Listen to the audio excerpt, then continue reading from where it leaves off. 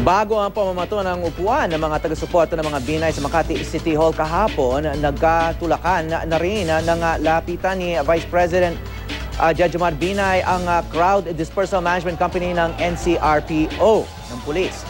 Sa kuha ng GMA News, makikita ang komprontasyon ni Binay at Police Chief Inspector Gideon Ines. Teka lang. Pasensya na. Konti lang. Kasi tinulak nyo ko kanina. Sabihin mo nga sa akin kung meron batas na nagbabawal. Pagkatapos nito ay binalaan naman niyan si Senior Superintendent Elmer Hamyas, Deputy Chief for Administration ng Southern Police District. Don't tell me. And I'm telling you, it is an illegal order. Mag-aaway tayo.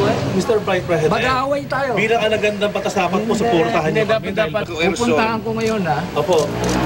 Paalisipin mo tayo. Ay, hindi po Mr. Vice President. Mag-aaway na tayo. Tinatayang mahigit 10 pulis ang nasugatan. Balak nila magsampa ng reklamo. Pero sabi ng mga Binay, nasugatan din ang ilan nilang taga-suporta. Kaya magsasampa rin daw sila ng kasong grave coercion at physical injuries, pati na ng kasong administratibo laban sa mga pulis.